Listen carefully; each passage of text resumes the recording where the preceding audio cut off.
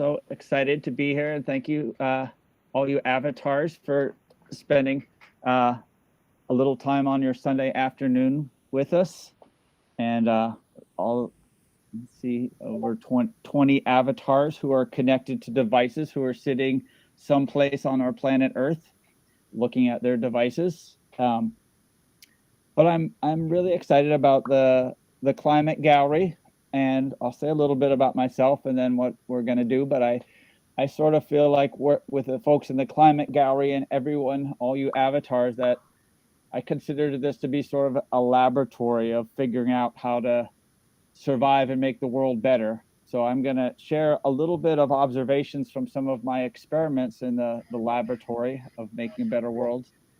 Ask for folks' feedback and reflections, and then I want to show off both the gallery that I put together with the climate gallery folks, and also encourage you to visit the other galleries. So, and if at any point you need to intervene, Logan, Mira, others, and give people tips or advice, please do. But I'll just say a little bit about myself, and then I'm going to walk through. I painted a graphic of what I'm going to cover. I'm going to talk about how the world is made of stories, how innovation is essential to win, how we need vision, and how it all comes down to our bodies, and finally, an invitation to collaborate. And these are the 5 ways that we can help protect our climate and make the world better. So, on Friday, I was actually on 4th Street in Berkeley painting a giant mural honoring Ohlone shell mounds, Legion Ohlone, and that's the land I'm on, who have been here for thousands of years. And it says sacred site in giant letters, 15 feet high, running the entire width of the block, with beautiful poppies and a mural on it. And we actually refreshed the mural that we had done a while ago. But that's where I'm on my devices in Berkeley. And one of the things that drew me to art is going through school, I was always really drawn towards making things with my hands and the arts. And that kind of kept me going. And as I got older, I took art classes, was blessed to get to apprentice with some crafts and art folks, and really was drawn towards being an artist. But also at the same time, I saw a lot wrong in the world. And when I was in high school, they told all the young men that we had to register for military service. And at the time, we thought there would be a war for corporate control of oil in the Middle East. So kids in my high schools all over Portland, Oregon, where I was, started to organize. So that was kind of my parallel youth, was being drawn towards being an artist, but also realizing there's a lot wrong in the world that needed to change. And initially, I partly couldn't afford art school, but I also didn't understand how fine arts as I saw them would stop those injustices. So I learned to be an activist and then an organizer involving other people. And from my teenage years on, have sort of tried to figure out how do we organize our communities and our people to try and make things better and stop the injustices. And I somewhat put the arts to the side for about 15 years. And then after organizing in a lot of movements, I came out of the anti-nuclear movement, went through anti-war movements. I realized that actually our movements desperately needed different ways to resist and to demonstrate our power and to communicate with other people. So I sort of backtracked and I recruited artists and performers to try and work and shape how we did our demonstrations. And during that time, I've for most of my adult life, I've supported myself in carpentry and construction. Still love working with my hands.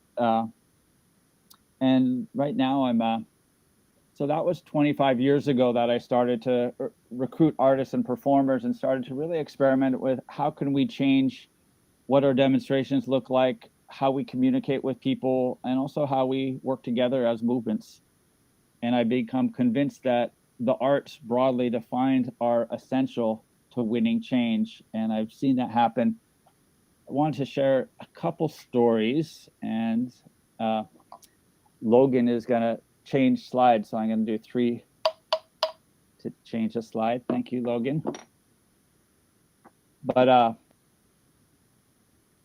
the Is this right, David? this is perfect. Perfect. Okay. Art and Revolution. It's my brass bugle I use for street theater performance that I'll just use for each section. But in the mid 90s, a lot of us were trying to figure out, how do we organize effectively, and we're drawn towards using the arts. And many of us formed a network of collectives called Art and Revolution Collective. We had one here in the Bay Area. And we were trying to figure out how do we mix up the arts with organizing and movements. And we had a series of gatherings all over the US where we would cross-train. We'd teach organizers and activists how to make signs and banners and flags and do street theater and play music and sing songs. And then we teach artists and performers how to run a meeting, send out a press release, blockade a building, and organize a demonstration. And we believe that we needed both of those things in order to win change. So we experimented in the later 90s with a lot of different workers and environmental and other movements. And we really took everything we learned in the later half of the 90s. The folks who run the world, the global elites and corporate power, they created a new institution called the World Trade Organization. And all over the world, ordinary people were fighting for their environmental justice, for workers' rights, for the environments. And they would win those victories and get local, state, and federal governments to enact them as their rights and their protections. So the idea of the global elites creating the World Trade Organization was to override these and create basically it was their plan A of how to run the world so that the WTO could create rules that favored corporations that would override all the protections we had won in our communities. The first place this was really laid out was NAFTA in the early 90s. And folks remember, who are old enough, that the Zapatistas chose the first day of the enactment of NAFTA to rise up in Mexico and say that this was the death sentence for campesinos, and they rebelled against it. And they also, in the way they rebelled, used a lot of poetry and creativity, as well as their bodies in the campo and the towns to rebel against it. So in 1999, we heard the WTO was going to have their next meeting in Seattle, Washington. They actually initially planned it for San Diego. So our street theater collective said this is a perfect opportunity to take everything we've learned about mixing up art and social change and see if we can stand shoulder to shoulder with the Zapatistas, with people in the global South who have been fighting structural adjustment and corporate globalization, and people in Europe. And so we decided to mobilize, as did the labor movement and many other movements. And we called for art to be an essential part of it. So what that looked like was that in 1999, not many people knew what the World Trade Organization. So we used puppetry, which was the previous picture was a giant cardboard puppet head being paper mached. But we used puppetry, street theater, dance, music, and visual arts to educate people. And we also involved people who were impacted. A locked out steel worker from Spokane and a sweatshop worker from Saipan joined our street theater and told the stories of how corporate globalization impacted them. And then we invited everyone, as did lots of other parts of the movement, to come to Seattle. And our part of the movement, our network of street theater collectives, formed the Direct Action Network, and we called to shut down the WTO because they had ignored us for too long. And so the fact that we had placed organizing, arts organizing at the center of our organizing really changed what the demonstrations looked like. And so we actually called not just for a demonstration, but we called it a festival of resistance. And we traveled up and down the West Coast with our street theater crew, educating. But then after the street theater performance, we would train people in nonviolent direct action and also how to make puppets and learn songs and invite them to come up and join us. And together with many other sectors of the movement, tens of thousands, maybe 50,000 or more, came to Seattle in the winter of 1999 and braved the rain and the cold. And through mass nonviolent direct action, we surrounded the conference center and shut down the WTO and held tight throughout the whole day, despite a huge amount of tear gas, projectiles, billy clubs, a really militarized police force that was pretty out of control. And we were well organized, nonviolent, and actually better organized in that we were able to shut them down from sun up to sundown. And so they had to, the most powerful institution in the world, as they sought to be, was shut down by a bunch of ordinary folks from both across the United States, but we also had a lot of movement representatives from across the global South, Europe, around the world, many from Canada. And so that was, I'm actually convinced that had we not put art at the center of our organizing, we would not have been able to shut down the World Trade Organization. And a lot of what we were able to do with the art was to tell the stories of how the WTO impacted us. And so that's the my first point, is that the world is made of stories, and that there's an artist, Ricardo Levins Morales, out of Minneapolis and Puerto Rico, and he says humans are story driven. We make choices according to how we understand the world to be, and that art speaks directly to those deep inner spaces where the stories are stored. So that's one place that we really learned that using art and scaling it up and mixing it with movements and direct action could really have a huge impact. The other place, and thank you, Logan, so much. And let's just see. You can see what our demonstrations looked like.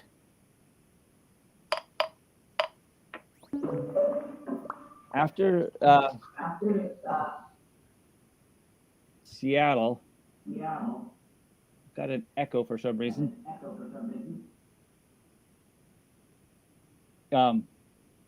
After Seattle, a group of farm workers that I met at a Students Against Sweatshop conference invited me to come to South Central Florida. And they were working in a place where farm workers had been treated horribly. They had been organizing for some time while we were in the streets of Seattle. They had organized a general strike and done everything they could to try and stop the growers from underpaying them and abusing them, and in some cases actually engaging in modern day slavery. And they were some of them, I'm convinced that they're some of the most brilliant organizers in North America, deeply informed by their traditions coming from Haiti, Mexico, and Guatemala, together with some comrades from the US. But they were trying to figure out how do we change what are probably some of the worst working conditions in the United States here in the fields of Florida. And they're the folks who pick most of our tomatoes, as well as lots of other produce, the Coalition of Immokalee Workers. And so I went and worked with them and sort of learned from their brilliant organizing, was able to offer some skills like how to paint banners and make a puppet from a cardboard box. And I interviewed them about it, and they shared some of their insights about why they use art and culture. And they said the corporations who we are fighting have multi-million-dollar advertising budgets. We, the farm workers from a small and resource-poor community, don't have the same kind of access to the media. We have to be communicating our story. Art, images, and theater played a very important role. We were able to show through their use what the reality of our lives is really like. We're able to catch people's attention by making our marches and protests colorful and fun. And through the images and signs, we are more able to effectively communicate our message to anyone who might have driven by or seen us on the news or in the newspapers. So working with them, and I've gotten to work with them most of the years over the last 2000, 22 years, and they've really transformed working conditions for farm workers in Florida, and trained a generation of students. A close relationship with Student Farm Worker Alliance has taught students or modeled how to organize, and also how to center art and culture in their organizing. So that's been a huge learning for me. And also, they just explained that they essentially, the way they won is by lifting up their personal stories as farm workers. So I'm convinced that that this is how we can move forward, is by lifting up the stories, not just of anyone, but of folks who are impacted, people in our communities, people who are feeling the brunt of whatever it is we're struggling around. And one of the amazing things, working with them a couple different times, both at the Taco Bell headquarters in Louisville, Kentucky, and the McDonald's headquarters in Chicago, is in both cases, they planned mass mobilizations with lots of art against the headquarters of those companies. And they had taken the strategy of boycotting the people who bought the tomatoes from the growers, since they had gone as far as they could with the growers. And so the night before those demonstrations, first Taco Bell, and a few years later, McDonald's agreed to all of their demands. And so each time the night before, we had to cancel the protests and instead have a victory celebration. And so the art you see here is us staying up all night and figuring out, okay, let's claim the victory very visually, and they would do theater to tell the story of how they had won. And we'd stay up all night painting cardboard bright yellow and red, and Victoria, Esperanza, victory. And I'll just make one last point about stories, which is that our opponents are also telling stories, whether it's the fossil fuel industry, the banks, or corporations, and that they're incredibly sophisticated about it. Sigmund Freud's nephew, Edward Bernays, was considered the father of modern public relations, and he really pioneered how you can manipulate people using stories and narrative. And he didn't tell stories coming out of communities or from people lived experience. He figured out how to psychologically manipulate people. And he initially worked with the U.S. government to convince a U.S. public that didn't want to enter a foreign war during World War I, created the sort of dehumanized idea of Huns, these Germans, and tried to persuade people that they should join the war, or that the U.S. should enter the war. Years later, he worked with the U.S. government to try and sell the U.S. engineered coup in Guatemala in 1954. He also worked through lots of industry, convincing women to start buying cigarettes, convincing us that we needed automobiles, not just as transport, but for our self-identity and as a way of having power. And so, and he famously said, he called it engineering consent. And he said, if we understand the mechanisms and motives of the group mind, it is now possible to control and regiment the masses according to their will without our knowing it. So the folks we're up against are also masterful storytellers. And Stephen Duncombe, in his book Dream, explains that we don't want to just become propagandists that manipulate the masses, that we actually want to have a democratic storytelling where we lift up stories and people participate in telling their own story. So huge encouragement for everyone here to become storytellers. And one of the tools that I use often with groups is designed by the Center for Story-Based Strategies here in the Bay Area. It's called the Battle of the Story worksheet. And it helps you shape how you tell your story, but also has you look at your opponent's story, because essentially we're in sort of a brawl over what narratives are embedded in the people in our community's minds and what they think about the world.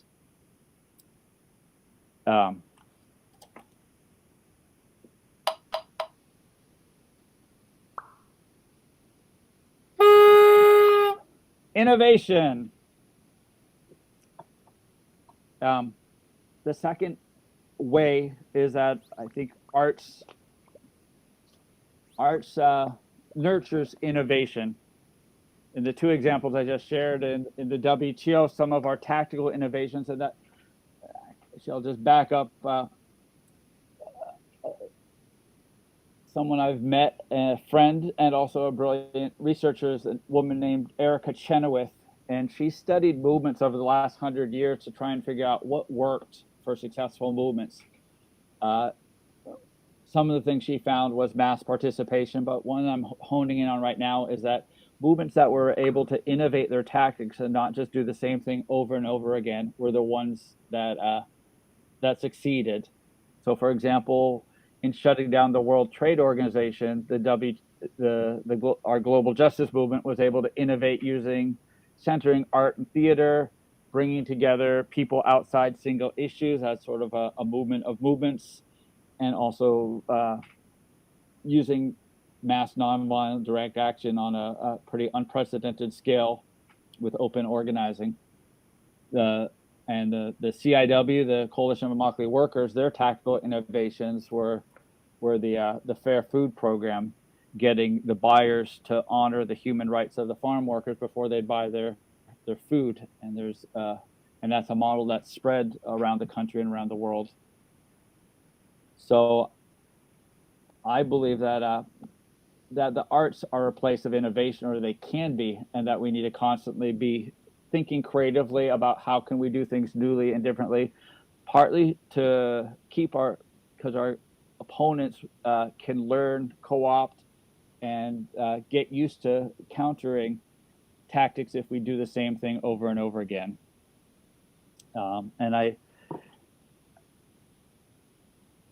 One of the people I read as a young person was Ursula Le Guin, the Earthsea trilogy, and she's a science fiction writer, and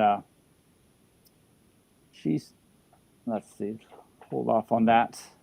I'll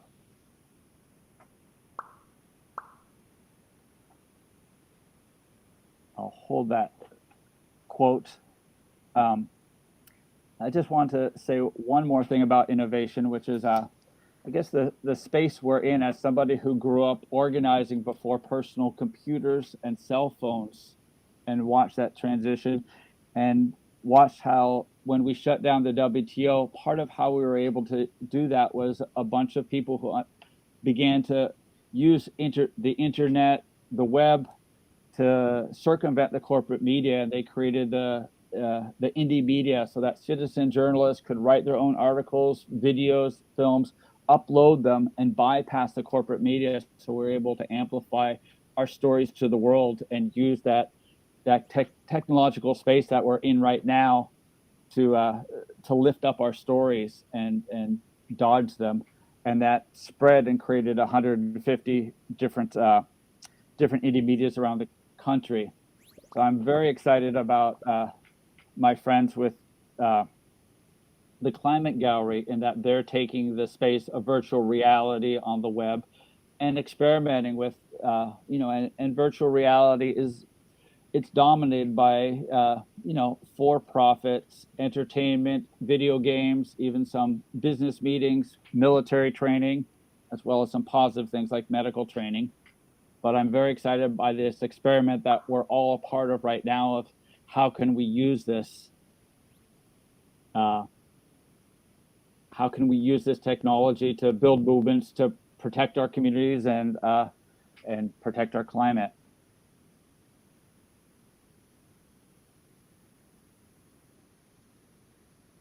Let's move on to vision.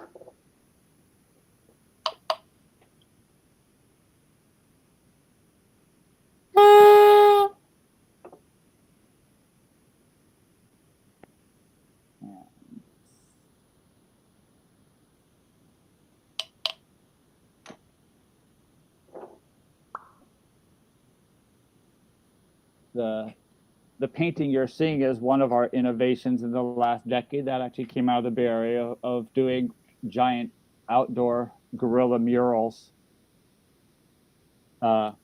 This was designed by local muralist Mona Caron for the Green New Deal. And what I love about it as an arts organizer is we often involve hundreds of people in making art together. We often will train community groups, some who may or may not have different art skills, on how to design and paint a mural. So this one that you're seeing now was part of about 20 during a global youth-led climate strike. And this was in on Montgomery Street, called Wall Street West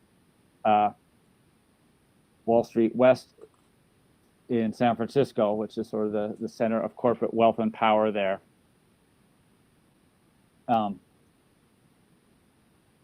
And one of the folks I've learned a lot from was in my particularly in the direct action movement is George Lakey, and he's a Quaker who worked closely with Bayard Rustin, and Bayard Rustin was sort of the strategist behind a lot of the civil rights movement.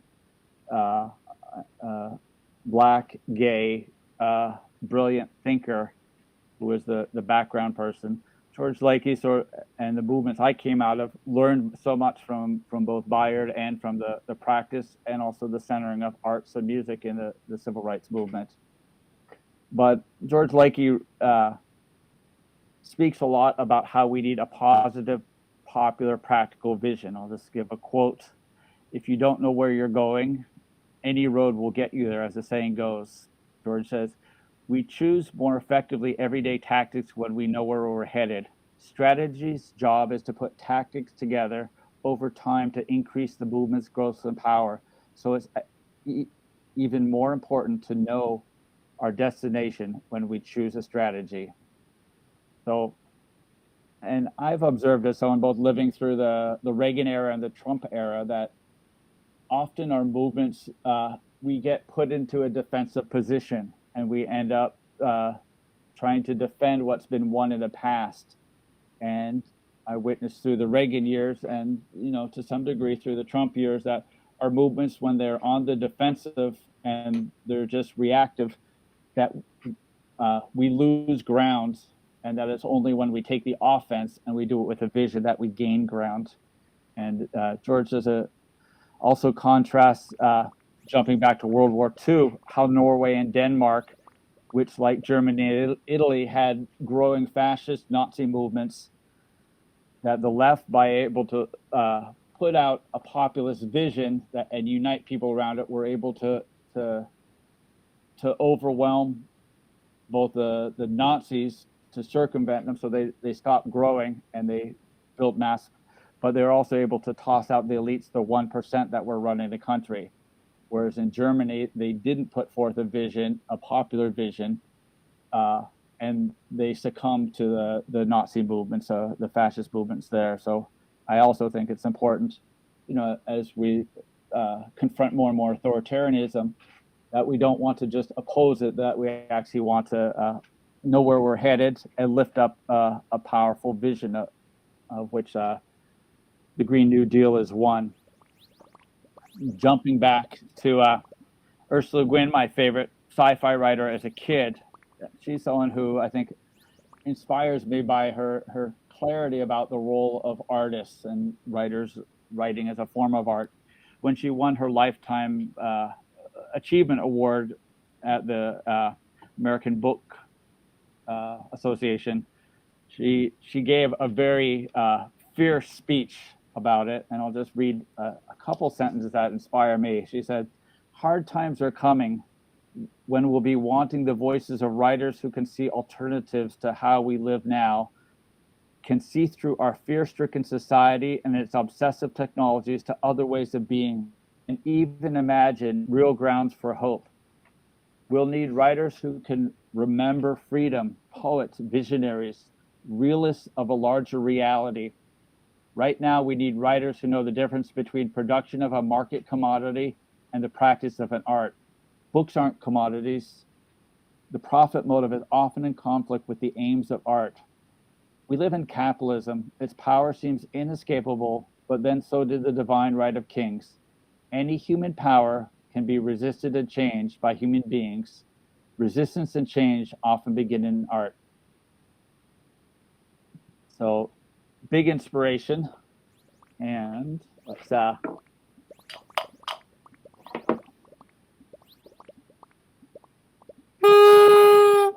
our bodies. So as we sit here in front of our devices in these avatars, I believe that at the end of the day, all we really have to you can go I think one back, Logan, thank you. All we really have to change the world is our physical bodies, our voices, and the things we make with our hand, including computer art and technology. And just as a perspective, organizing pre-computer, pre-cell phone, I've seen both the positives, but also how I believe it ultimately comes down to our bodies in public space. So I'm very excited about working with the Climate Gallery to figure out, can we use the space of virtual reality and translate that into bodies in streets.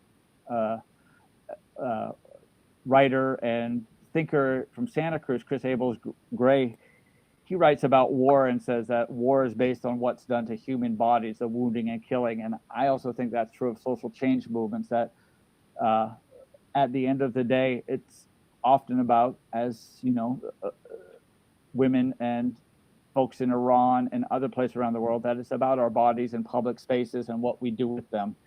And that as both organizers, artists, and activists, how can we use our bodies both through direct action, which in a way is a form of theater, dramatizing our stories and lifting them, but also dance, theater, different forms of performance, and the ways we can use our voices through singing, music.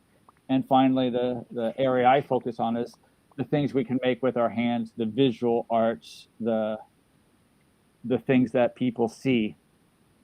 And particularly as we're sort of watching the horse races of the elections right now, I keep inspired by realizing that the elections are one important terrain of struggle, but there's another one which is much more on our terms, which is the terrain of social movements that have always been essential to win those change, and that somehow we all together need to figure out how we can use our art and our organizing most effectively. And so, as with Art and Revolution, I'm continuing to challenge myself and those around me for artists and activists to think about what they can do to make a difference, but also how do you involve other people. And so to move from just being a solo artist or an individual activist to become an organizer, to invite other people to join us, to build groups, to join groups, to be part of movements, lift up popular visions.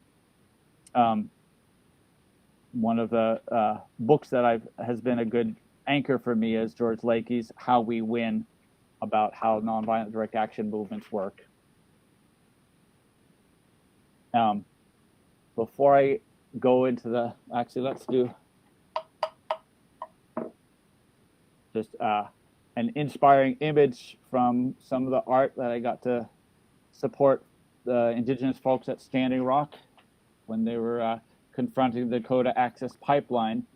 That there it was really their bodies on the land, that there's, you know, all of the nonprofit messaging and clever things on the internet. You know, at the end of the day, it was really their bodies confronting the pipeline and creating, you know, telling a story that had so much power. And I'm thinking right now about all the bodies right now at the Global Climate, UN Climate Summit in Egypt. And one of them is Bay Area artist Fabiana Rodriguez, who's done amazing work at trying to think about the intersection of culture and social change. And as a visual thinker, I love one of the pictures she paints about the importance. And she's there right now. If you go to her Instagram, you can read her reports, and she's lifting up the role of art and culture in the winning climate justice there right now. But she says, in the political world, we experience the wave's peak moment through events like elections or policy wins, but we don't always recognize the undercurrents and conditions that lead us there. The work of art and culture, many of us help construct through the work of art and culture, many of us construct the conditions that lead to this climax. Culture is a space where we can introduce ideas, attach emotions to concrete change, and win enthusiasm for our values. Art is where we can change the narrative because it's where people can imagine what change looks like and feels like.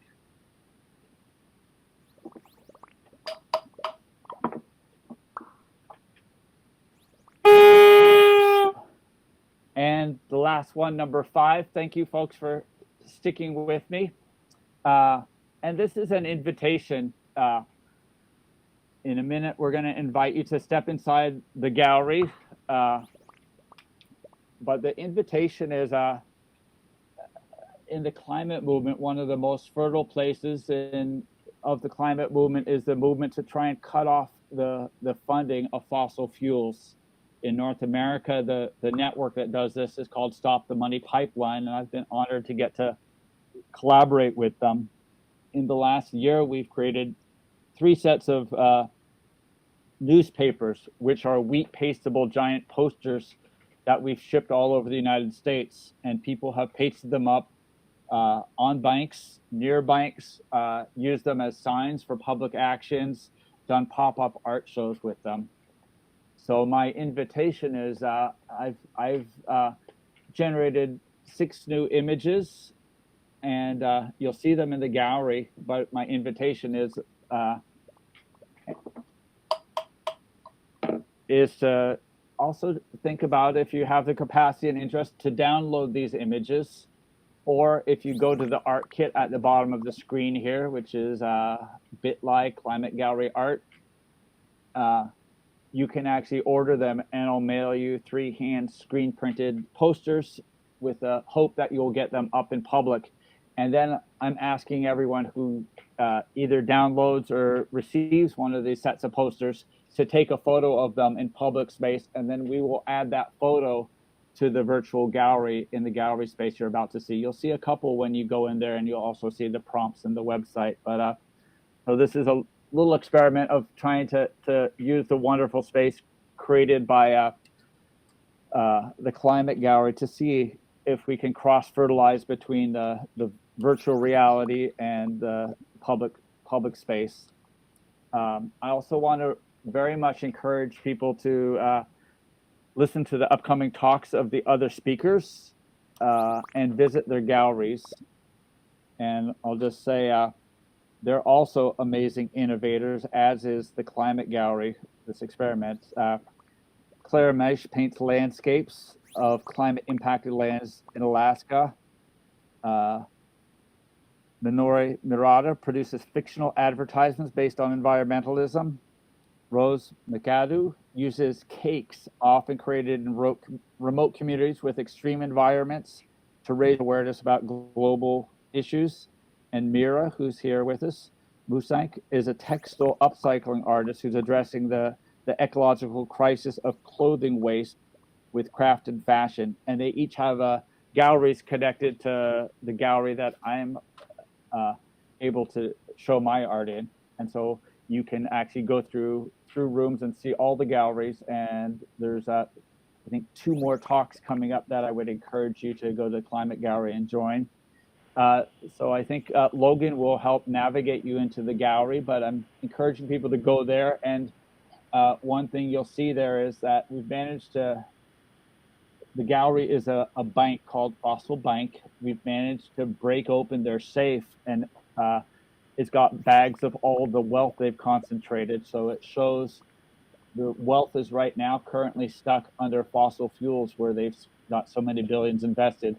But you as an avatar have the possibility of grabbing that money and dragging it to fund the things we need, like renewable energy, resilience and repair. Or you also have the option to take the money and run, and then leave a note about how you would spend it independently from the banks. So thank you so much for your time and attention. If folks have questions or reflections they'd like to share, we'll stick around the gallery for a little bit, and then Logan will guide us. We'll stick around this space, and then Logan will guide us into the gallery. So thoughts, questions, either turn off your mute or make a comment in the chat. Thank you so much.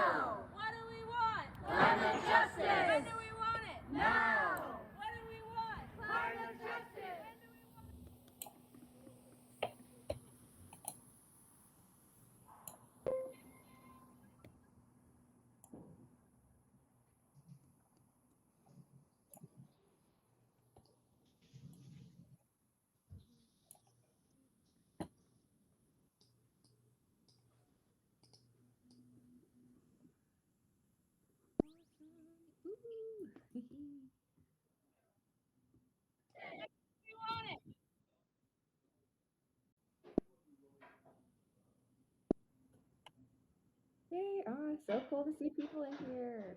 Oh. Amazing.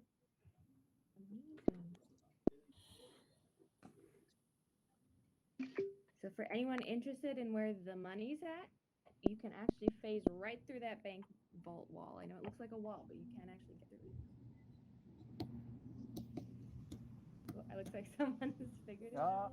There goes some money. Yay! We're curious to know what California is burning! Smoke in the air! California is hurting! What's the difference between the portal room and the gallery entrance? where are you right now? Who's that? It looks like I'm in some kind of lobby. Yes, so yeah, you're There's in a gallery entrance. Perfect. Yes, if you turn to your right, you'll see some of David's artwork, sort of where I'm facing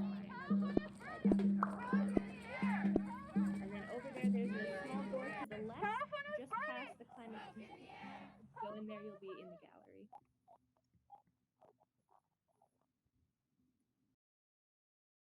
Hi, Gene, David here.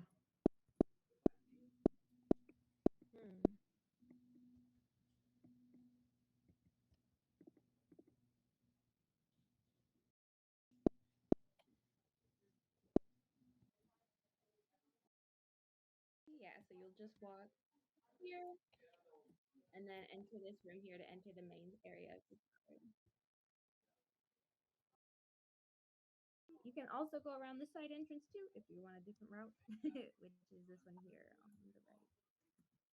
Hey, Lincoln, thank you for joining.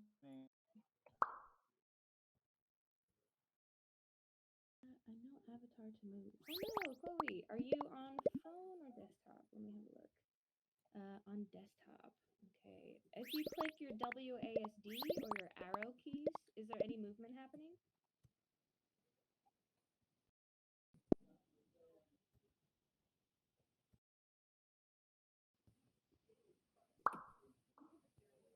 No, darn. Okay, how about if you click on the screen somewhere in the gallery, click with your mouse, click and hold and drag. Are you able to look at it? California is burning! Smoke in the air! California is hurting! I can't get into the gallery. Oh no, who is that? Sorry. I'm at the entrance of this little blue dot, I think, but I don't know. Oh yeah, so if you walk in right over here, you follow my little head. I see your head, and I'm pressing the A key, but that doesn't get me in. So you want to press W. That'll bring you forward. Yay! Fantastic. Oh, okay. Ooh, thank you. Of course. And then yeah, W, A, and D, forward and side to side. David, can you hear me? Yeah, I can. Can you Oh, hear me? good. I can hear you fine. Thank you for the. You were great. This is so weird.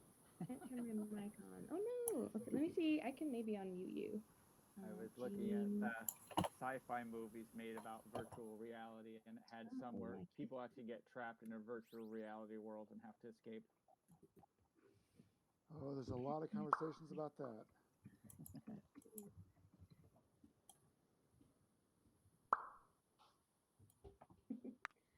All right. Leslie, everything okay with you? If you need any hand moving around in the gallery, you just let me know.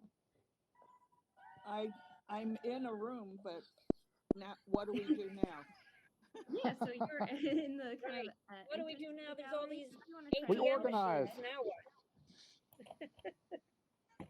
You use your W, A, S, and D. So W will move you forward.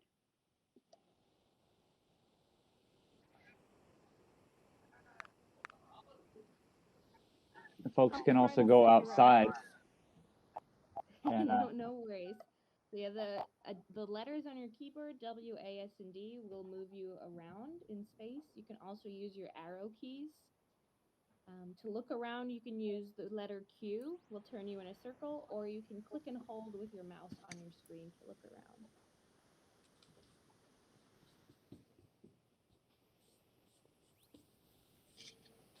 So to enter the